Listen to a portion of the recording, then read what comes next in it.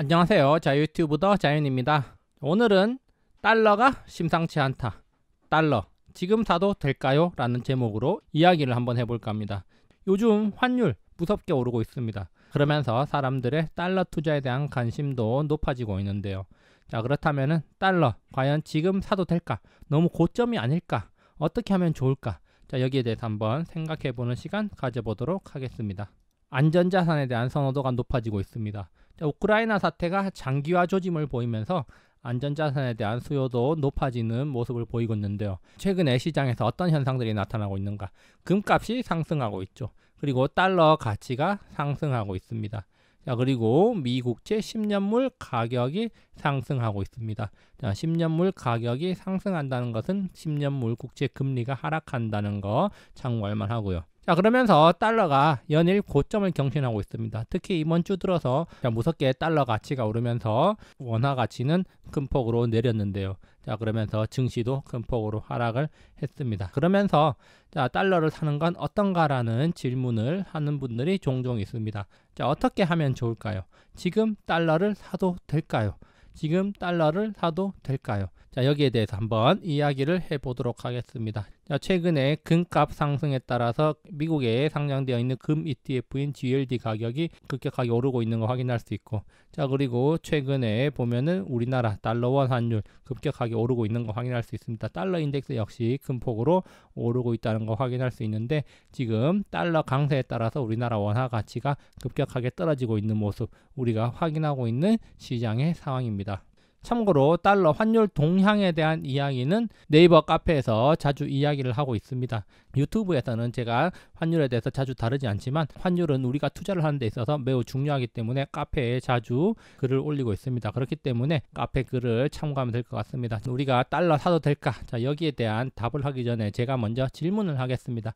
자, 과연 자, 여러분들 중에서는 이제 여러 가지 목적으로 달러를 살 건데 달러를 사려는 목적이 무엇인가? 자, 여기에 따라서 우리의 태도, 행동이 달라질 수 있다는 점 생각을 해야 됩니다. 달러를 사려는 목적이 무엇인가 한번 생각해 봤을 때 두 가지로 크게 나눌 수가 있습니다. 자, 첫 번째로는 포트폴리오 해지용으로 사는 거. 안전자산 확보를 하기 위해서 사는 거. 자, 이렇게 크게 나눌 수가 있겠고요. 그리고 또 다른 한 가지로는 달러 투자를 통한 수익 추구를 위해서 달러를 산다. 이렇게 나눌 수가 있겠습니다. 그래서 크게 이 두 가지로 나눌 수가 있겠는데, 자, 이 두 가지로 나누는 이유는 이 두 가지의 목적에 따라서 행동이 달라지기 때문입니다. 자, 그렇기 때문에 나는 왜 달러를 사려고 하는가? 왜 달러에 관심을 가지는가? 이것을 한번 생각해보고 행동을 하는 게 좀 더 현명한 투자자가 되는 방법이 아닐까 이런 생각을 해봅니다. 자, 그렇다면은 첫 번째 질문에 대한 대답을 저의 나름대로 이야기를 해보도록 하겠습니다. 포트폴리오 해지용 안전자산 확보를 위해서 달러를 매수한다. 자, 만약에 이런 목적을 가지고 있다면은 저는 아무 때나 사도 된다. 언제나 옳다라는 대답을 해드리겠습니다. 자, 왜 아무 때나 사도 되고 언제나 오를까? 자, 여기에 대해서 한번 생각을 해보면요. 자, 통상적으로 한국 증시와 달러는 역의 방향으로 움직입니다. 자, 여기 보면은 최근에 3년 동안에 달러와 한국 증시 움직임인데 이 빨간색이 한국 증시고 검은색이 달러입니다. 자, 여기 보시면 한국 증시가 장기적으로 약세를 보일 때 약 2019년도에서 2020년 팬데믹 때까지 1년 이상 약세를 보일 때 달러는 상대적으로 강세를 보였다는 거죠.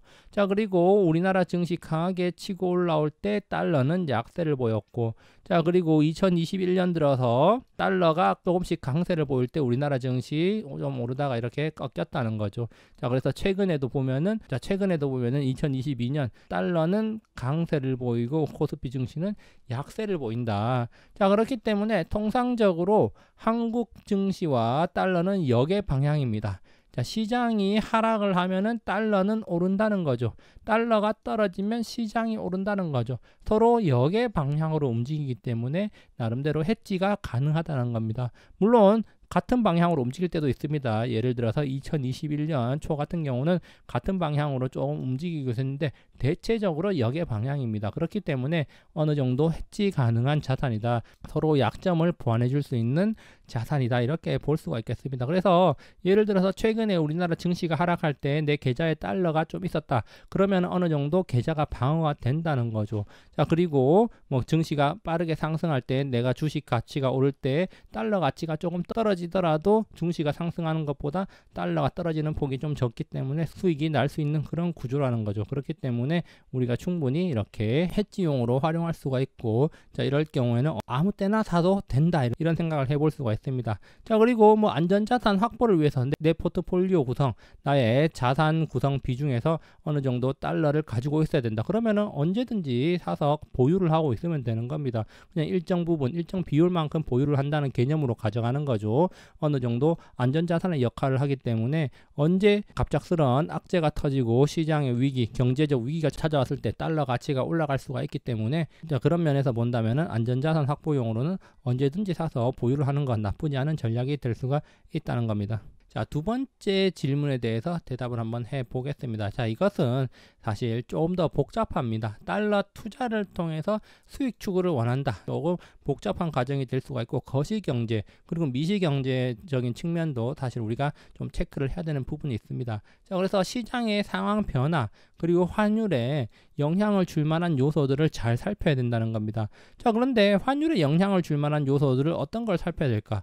굉장히 많다는 거죠. 사실 미시적인 요소, 거시적인 요소들, 환율에 영향을 주는 건 굉장히 많습니다. 여기 보시면은 환율의 장단기 변동 요인이라고 해가지고 거의 뭐 한 15가지 정도가 제시가 되어 있는데, 자, 단기 요인으로 위험 선호도, 환율 기대, 주문 흐름, 기술적 거래, 환 포지션, 외환 시장의 개입이 있고, 그리고 중기적인 요인으로 경상수지, 재정정책, 통화정책, 국제자본이동, 외환정책 이런 것들이 영향을 주고, 장기적인 요인으로 구매력 평가, 교육 조건, 생산성, 경제 구조 이런 것들이 다 영향을 준다는 거죠. 이런 것들이 복합적으로 작용을 해가지고 이 환율이라는 걸로 귀결이 된다는 겁니다. 굉장히 복잡하고 우리가 이런 거 하나하나 다 따져가면서 투자를 해야겠습니까? 그러기가 굉장히 힘들기 때문에, 그러기 때문에 환율의 변동 움직임은 뭐 아무도 모른다 뭐 이런 이야기가 있기도 한데, 그렇지만 거시적인 경제 이 정도만 우리가 체크해도 대략적인 흐름은 또 파악할 수 있기 때문에, 자, 이렇게 달러 투자를 통해서 수익 추구를 원한다면 시장 상황 변화를 좀 살필 필요가 있고, 자, 그리고 자, 기술적인 측면에서도 우리가 좀 살펴볼 필요가 있다는 겁니다. 자, 그래서 여기 보면은 요 주봉 차트입니다. 달러의 변동 흐름을 보면은 2016년부터 2018년까지 달러 변동폭이 약 10% 정도. 자, 그리고 2020년 팬데믹 때까지 10% 정도의 흐름. 자, 그리고 또 2020년에도 10% 정도 하락. 2021년부터 지금까지 또 10% 상승 패턴을 그리면서 움직이고 있는 모습 확인할 수 있습니다. 자, 그래서 뭐 이렇게 이제 꺾일 때, 거시경제적으로 이렇게 시장이 꺾일 때 달러를 팔고 다시 기술적인 측면에서 달러가 이렇게 올라갈 때 사면은 반차익을 얻을 수가 있다. 그리고 이때도 마찬가지고 이렇게 우리가 또 여러 가지 면에서 이렇게 활용을 할 수가 있겠죠. 주식시장의 변동폭에 비해서 환율은 그렇게 큰 변동폭이 없다는 측면에서 어느 정도 좀 해지를 하는 좀 안전자산적인 측면이 또 나타나기도 합니다.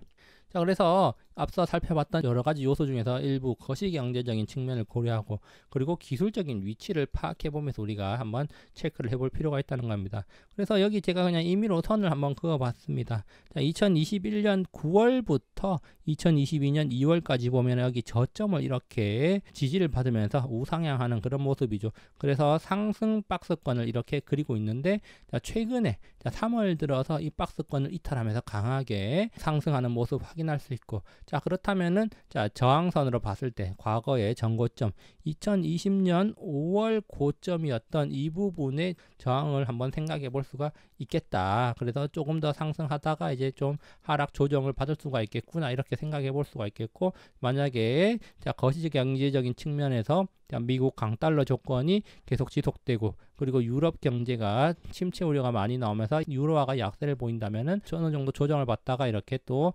상승을 이어가는 그런 모습이 나올 수도 있다는 거죠. 물론 우리나라 환율 같은 경우는 또 우리나라 경제에 영향도 받지만 유럽 경제, 달러 인덱스의 영향을 또 많이 받기 때문에 유럽 경제도 우리가 조금 고려를 해야 되는 그런 측면도 있습니다. 자, 어쨌든 지금 기술적인 측면에서 봤을 때 단기적으로는 과거 2020년 고점에 거의 근접해 있기 때문에 상승 여력이 조금 있더라도 강한 상승, 큰 폭의 상승을 우리가 생각하기보다는 일정 부분 조금 상승이 더 나오더라도 어느 정도 조정이 나올 법한 그런 위치에 있구나, 이렇게 우리가 생각을 해볼 수가 있다는 겁니다.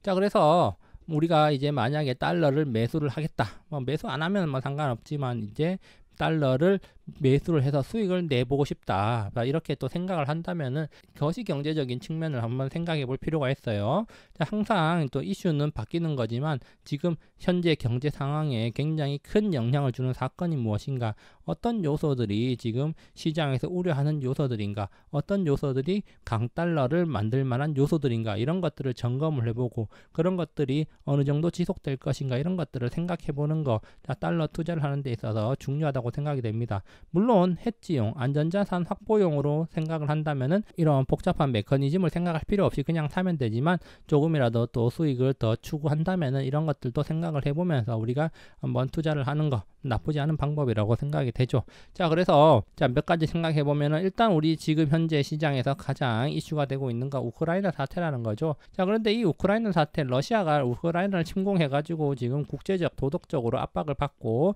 비난을 받는 거, 자, 그런 것을 떠나 가지고, 자, 이런 우크라이나 사태가 무엇을 지금 불러오고 무엇에 대한 우려를 키우고 있는가, 바로 글로벌 경기 침체 우려가 나오기 시작을 했다는 겁니다.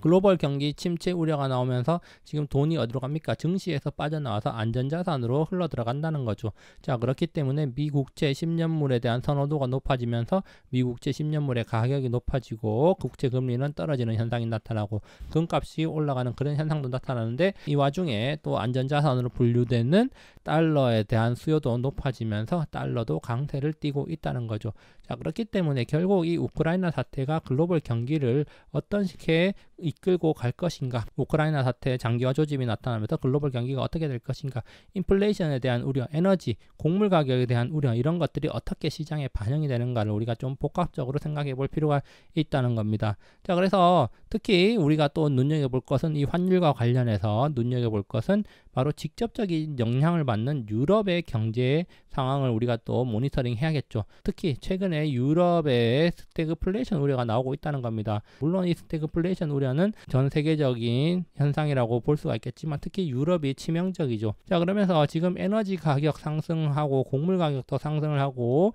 원자재 가격이 상승하면서 굉장히 인플레이션 우려가 나타나는 와중에 이 인플레이션 우려 때문에 소비가 침체되고, 그리고 유럽 경제가 직접적인 타격을 받으면서 스태그플레이션 우려가 나온다는 거죠. 자, 이렇게 유럽이 큰 타격을 받을 거다, 이런 전망이 나온다는 것은 유로 약세의 원인이 될 수가 있고, 이 유로 약세라는 것은 역으로 생각한다면 달러 강세 요인이기 때문에 강달러가 나올 수 있는 환경을 만들어 줄 수가 있다는 겁니다. 자, 그리고 다 연결되는 건데요. 자, 에너지 가격 상승에 따른 강한 인플레이션 우려가 지금 나타나고 있습니다. 그래서 미국도 지금 3월 CPI, 3월 10일에 나오는 CPI 있죠. 자, 그게 어떻게 나오는가 굉장히 중요하게 시장이 바라보고 있습니다. 물론 2월 수치지만, 자, 만약에 2월에도 CPI 소비자 물가가 잡히지 않았다, 그렇다면 3월은 또 더 심해질 수가 있고, 우크라이나 사태 장기화로 인해서 국제유가 계속 올라가고 곡물 가격도 영향을 받고 원자재 가격 상승에 따라 가지고 물가가 계속해서 잡히지 않는다, 강한 인플레이션이 나온다, 그렇다면은 미국에서는 정책적으로 강달러를 유지하는 게 유리할 수가 있다는 거죠. 왜냐하면 강달러가 유지되면은 수입하는 물건을 수입할 때 싼 가격으로 들여올 수가 있기 때문에 소비자 물가를 낮추는 그런 효과를 볼 수가 있다는 겁니다. 그렇기 때문에 이런 원자재 비용 상승 인플레이션에 대응을 해가지고 강달러가 된다면 수입 물가가 낮아지면서 인플레이션을 완화시키는 그런 효과가 있기 때문에 미국 입장에서는 강달러 정책을 일정 부분 허용할 수가 있다, 이렇게 우리가 또 생각을 해볼 수가 있습니다. 그래서 이거 것들이 다 연결이 되고요. 자, 그리고 또 하나 중요한 이슈죠. 자, 3월에 일단 금리 인상이 예정이 되어 있습니다. 최소한 0.25%, 지금 파월이 0.25%를 지지한다고 발언하면서 시장은 사실상 0.25% 상승하는 걸로 예상을 하고 있는데, 일단 미국이 테이퍼링, 금리 인상, 그리고 양적 축소에 들어간다면 결국 시장의 달러 유동성이 축소가 된다는 거고, 이 달러 유동성이 축소된다는 거는 달러 강세 요인이 될 수가 있다는 거죠. 자, 그리고 또 한 가지, 강한 인플레이션이 지금 계속 나오면서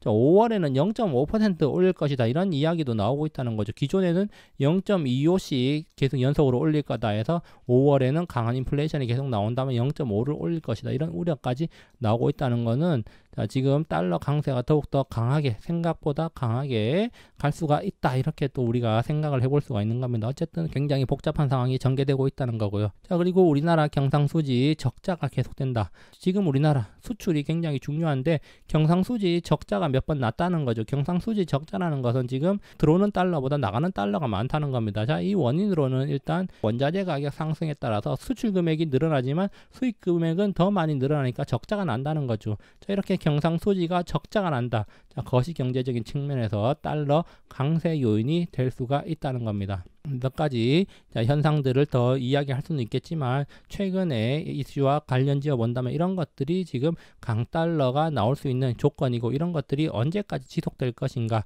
이런 현상들이 빨리 없어질 것인가, 이런 거에 따라서 달러의 추세가 조금 달라질 수가 있다 이렇게 생각해 볼 수가 있겠는데요. 과연 이 1에서 5번까지 요인들이 빠른 시일 내에 해결될 문제인가?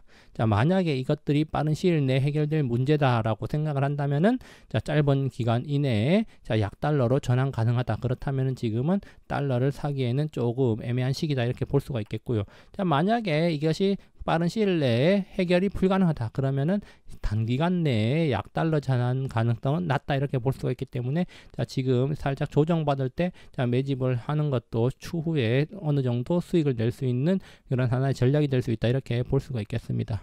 결론입니다. 달러 해지용이나 안전자산 확보용이라면 언제나 옳다라는 게 저의 생각이고요. 그 이유로 한국 증시와 달러는 역의 방향으로 움직이기 때문에 자, 포트폴리오 수익률 방어 가능하고 자, 그리고 언제 어떤 위기가 터져 나올지 알 수 없기 때문에 자, 일정 수준의 달러 확보는 긍정적일 수도 있다 이렇게 생각을 합니다. 자, 그리고 수익 추구를 위한 달러 투자를 한다면은 환율에 영향을 줄 만한 요소를 고려할 필요가 있다. 거시경제적인 측면을 우리가 생각해 볼 필요가 있다는 겁니다. 환율에는 수많은 변수가 개입되고 그렇기 때문에 그 모든 요소를 다 파악하기는 힘들지만 그래도 거시적인 면에서는 우리가 어떤 현상들에 대해서 생각을 해보고 포지션을 정할 수가 있다는 거죠. 자, 그래서 지금 나오는 이슈 중에서 몇 가지를 짚어본다면 유럽 경제 침체는 달러 강세 요인이 되는 거고, 미국은 강한 인플레이션이 나온다면은 지금 강달러 기조를 유지할 가능성이 높고, 자, 연준의 금리 인상은 달러 강세 요인 중에 하나가 될 수 있다 이렇게 또 생각을 해볼 수가 있다는 겁니다. 그래서 이런 것들을 생각을 하면서 투자를 해보자 뭐 이런 생각이고요. 자, 그리고 달러 투자는 그럼 어떻게 하나요? 라고 묻는다면은 제가 간단하게 하는 방법, 그냥 뭐 이런 방법이 있다고 제가 제시를 해 드리겠습니다. 물론 더 다양한 방법이 있을 수도 있겠지만 가장 기본적인 거고요. 자, 그래서 현물 투자, 은행 가서 달러 환전하는 거, 그리고 은행에서 뭐 달러 계좌를 만들거나 아니면은 자, 증권사에서 달러 환전을 하는 방법도 있겠죠. 증권사 계좌에서 요즘에 달러 환전 바로 되고 뭐 환전 수수료 우대 이런 것도 많이 하죠.